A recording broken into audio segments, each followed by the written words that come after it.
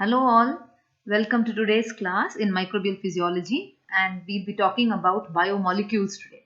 Specifically, we'll be starting with the first biomolecule, that is carbohydrates. Now before I go on with my lecture, I request all of you to like this video and subscribe to my channel if you find it useful.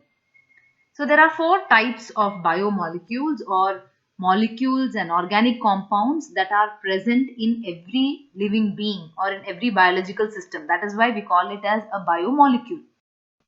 The four major classes of biomolecules are carbohydrates, proteins, lipids and nucleic acids. Now these four categories of biomolecules is what we'll be dealing with one after the other. Today we'll be talking in detail about the structure, the different classification or the classes and the functions of carbohydrates. Let's get into that. So carbohydrates, like the name suggests, is a hydrate of carbon. We'll be studying what exactly that means, but these are one of the most abundant biochemical compounds that are present in any cell. In fact, they constitute more than 50% of the total biochemical matter that is present in the cell. And they are present in every living organism, which means plants, animals, microorganisms. Every organism has carbohydrates as a part of its cell. These are some of the properties of carbohydrates. When we talk about the properties, like I said, they are hydrates of carbon, which means they are made up of carbon, hydrogen and oxygen as the three major elements. Of course, there are other modifications or variations of carbohydrates where we have nitrogen or phosphate and other elements as well. But in general, when we talk about carbohydrate, it is made up of carbon, hydrogen and oxygen. That means they are hydrates of carbon. These carbohydrates are made up of either aldehyde or ketone functional group. So when you have to define carbohydrates, they are basically the aldehyde or ketone derivatives of polyhydroxy alcohols. When we say aldehyde, this is the functional group that we will be looking for, that is CH double bond O. And if I say ketone, we will be looking for this functional group, that is C double bond O. So here I have just shown you two different examples, one of an aldehyde carbohydrate and the other of a ketone carbohydrate. Aldehyde carbohydrate is glucose. I'll tell you the terminology for that. And the ketone carbohydrate shown over here is fructose. So these are also known as saccharides, especially because the lower molecular weight carbohydrates have a sweet taste. And when we talk about the formula, now I told you that they are hydrates of carbon. That is because they are having H2O. That is why it is called as hydrate, or it is derived from water and of carbon. Based on this, we are having the formula CxH2OY. Now here X and Y can be any number, but if you see here, the hydrogen and oxygen are always in the 2:1 ratio. For example, I have just put out over here, that is C6H2O overall 6, which when you expand, you will get it as C6H12O6, which is the formula for glucose as well as fructose. So the formula, the X and Y in the formula, the X and Y can be a different number or the same number as shown over here. But one thumb rule is that the hydrogen and oxygen are always in the 2:1 ratio. 2 is for hydrogen, that is double the number of oxygen atoms will be the number of hydrogen atoms in any carbohydrate molecule. Now these carbohydrates are generally readily soluble in water, and they have, like I told you, some of them have a sweet taste and they get charred when they are heated. Because they are readily soluble in water, they are insoluble in ether and sparingly soluble in alcohol. These monosaccharides, that is the lower carbohydrates, are usually white crystalline solids, and they are the ones which have a sweet taste. Also, we have several carbohydrates which are having a reducing property. That means if they have a free aldehyde or a ketone group, this aldehyde or ketone group is able to reduce the metal ion under alkaline conditions. That is why some of the carbohydrates or most of the carbohydrates are excellent reducing agents, because they are able to reduce the metal ions. These carbohydrates show amphoteric nature because they are able to react as a weak acid as well as a weak base. So they can either react as a weak acid or as a weak base with a strong acid or a strong base, and thus can form salts. So they have an amphoteric nature, and one of the most important properties of carbohydrates is that they show isomerism. Now we'll deal with what exactly this isomerism is and what are the different types of isomers that are found in carbohydrates. So when we say isomerism, it means to say that carbohydrates have or they form isomers. Now when we tell isomers, they are structures that have the similar structural formula, or they have the same number of carbon, hydrogen and oxygen atoms, but they are arranged in a different way. Those are called as isomers. So if the carbohydrate needs to have an isomer, then the monosaccharide should have a chiral carbon, or it should have an asymmetric carbon. So this diagram is just to show you what a chiral or an achiral carbon is. If you see here, the carbon is surrounded by 4 different groups. Hence, this is called as a chiral or asymmetric carbon. If you see here in the second diagram, this is an achiral carbon, which means you can see that there are 2 groups attached to the carbon which are same. So this kind of a carbon cannot show isomerism, or we cannot see isomerism around this carbon. Only this kind of a chiral or asymmetric carbon, wherein the carbon is attached to 4 different atoms or 4 different groups, is able to form isomers. So that is the core requirement for isomerism in a carbohydrate. Now there are different types of isomers. We have structural isomers and stereoisomers. Structural isomers are those which have the same molecular formula, but they have different structural arrangement. That is why they are called as structural isomers. Now here you can see an example, that is lactic acid and glyceraldehyde. So glyceraldehyde is having the CHO group, which is the aldehyde group, but it is also able to form an isomer with lactic acid, which is basically a carboxylic acid. So here we can see that around that carbon we are having chirality. This is the chiral carbon, and this is forming C double bond OOH. So this is a structural isomer. Now more than structural isomer, what is of importance to us when we talk about carbohydrate are stereoisomers. Now stereoisomers are those isomers which are having the same molecular formula, which have the same structural formula. Now if you see here, these are 2 different compounds, but in case of stereoisomers, they have even the same structural formula. But where they differ is their spatial configuration, or in their 3D structure, how they are arranged in a 3D structure around the chiral carbon. Based on that alone, just their arrangement, we have stereoisomers. So stereoisomers have the same molecular formula, but they differ in their spatial configuration. Now stereoisomers can be further divided into 2 categories, that is diastereomers and enantiomers.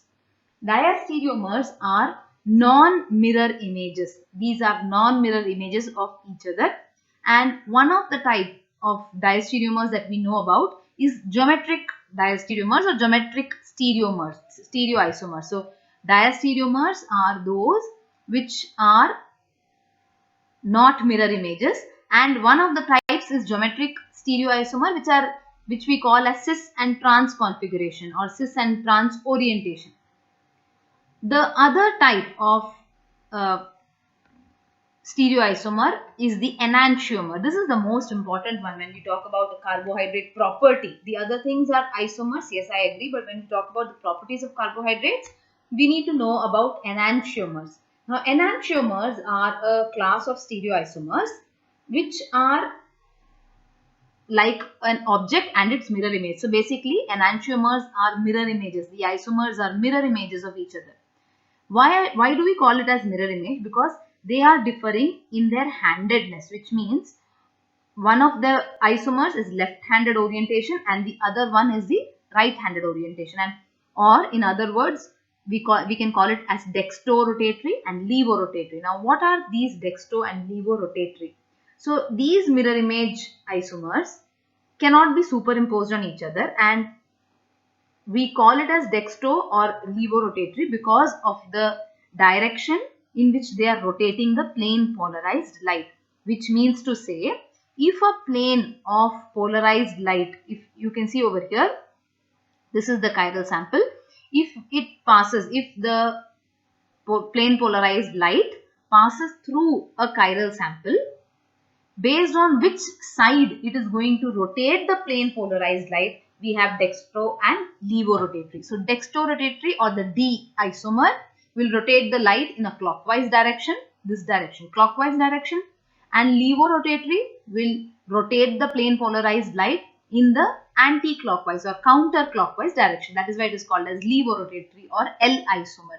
So we have D isomer and L isomer under enantiomers, which is again a type under stereoisomers. So these are enantiomers. Please remember that they are mirror images of each other, whereas diastereomers are non-mirror images of each other. So these are the different isomers that can be formed by carbohydrates. A very important property, D isomer and L isomer, with respect to the properties of carbohydrates.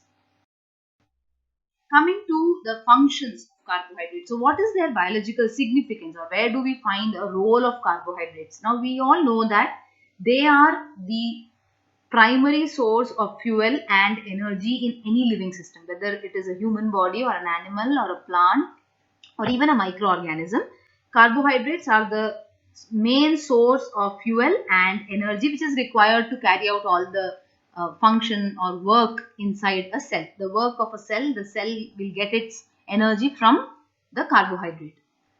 Carbohydrates are also important because they spare the protein. Now when we say they spare the protein, this helps the protein to concentrate on other activities such as building, wear and tear, or maintenance of the body tissues instead of being used up as an energy source. So proteins are also a rich source of energy, but if they get used up as an energy source, then we have nothing in the body to take care of building and repairing of the tissues. So the carbohydrates will spare the protein such that the protein can take part in other functions instead of being broken down to release energy.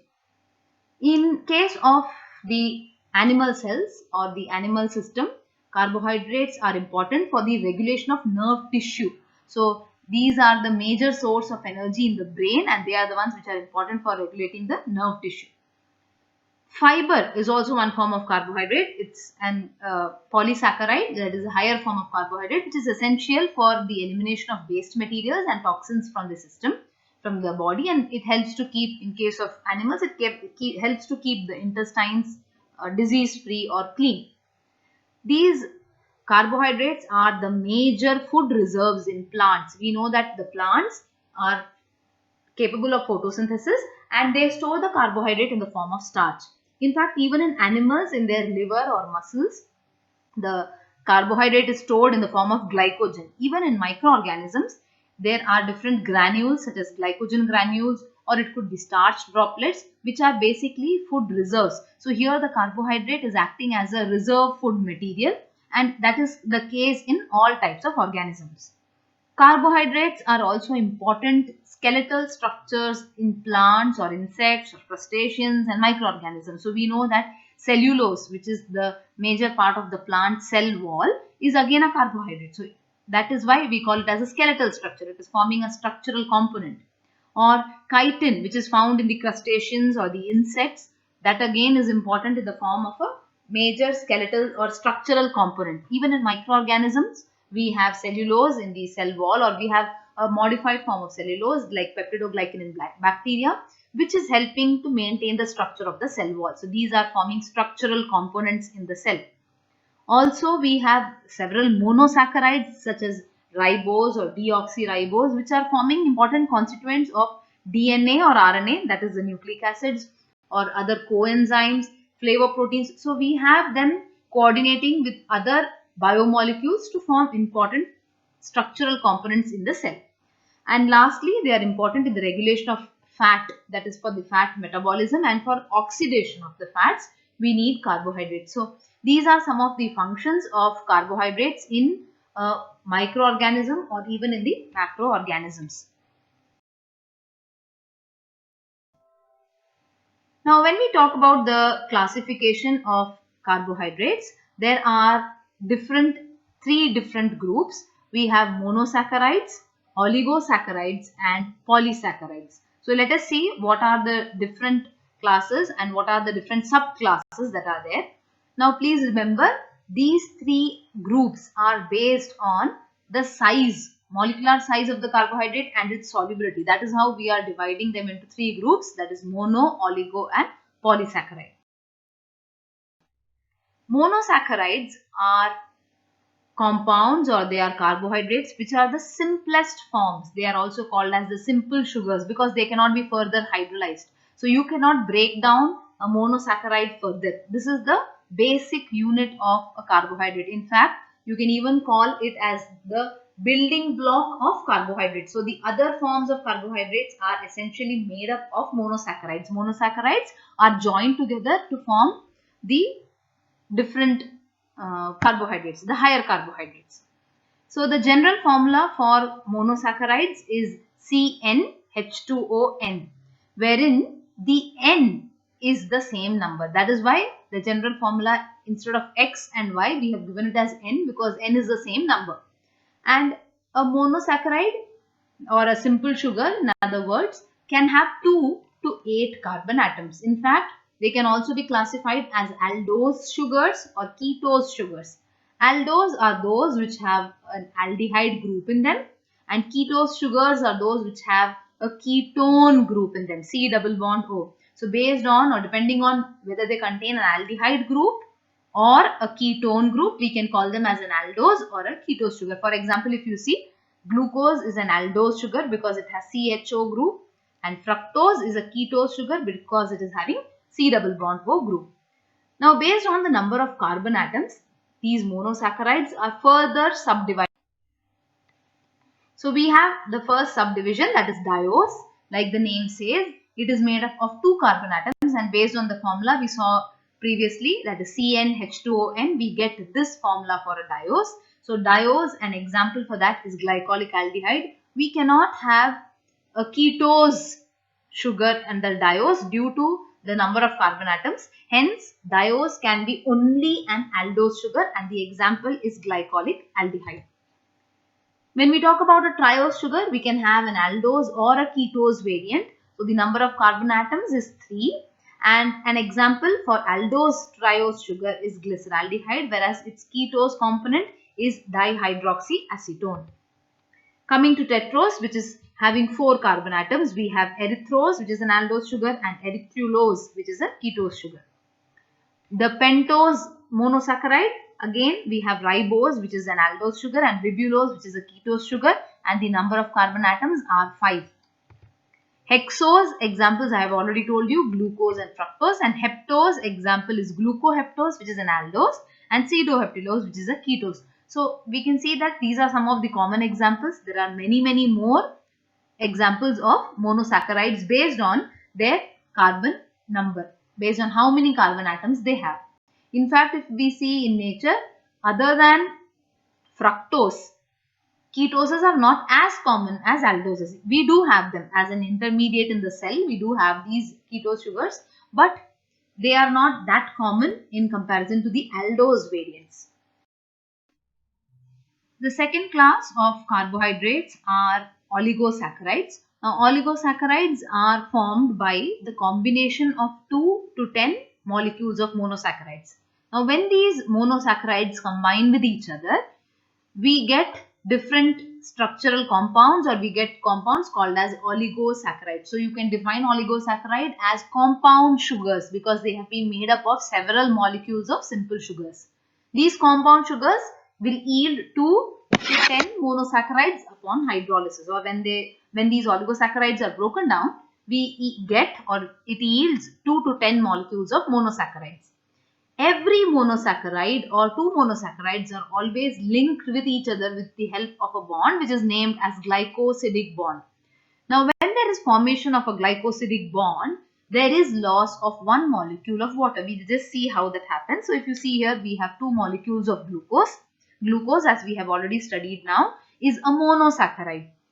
This molecule of glucose is combining with another molecule of glucose. So, if you see here, between the first carbon and the fourth carbon, we are having a bond formation that is taking place. The H from the first carbon, the H which is attached to the first carbon as part of OH group, and the OH which is attached to the fourth carbon combine with each other. And if you can see here inside the dotted line box, we can see that there are two H molecules and one O atom. That means we can also call it as H2O. So when these two molecules of glucose combine with each other, the condensation reaction happens over there, and we have loss of one molecule of water to form the glycosidic bond. This is the glycosidic bond between the first carbon and the fourth carbon. That is why it is abbreviated, or it has been denoted as alpha 1,4 glycosidic bond. Now, whenever we have two monosaccharides combining, there will be loss of one molecule of water. So, the formula for the different oligosaccharides are in such a way that the first type or the first subdivision of oligosaccharide is a disaccharide, where we have two monosaccharides coming and attaching with each other.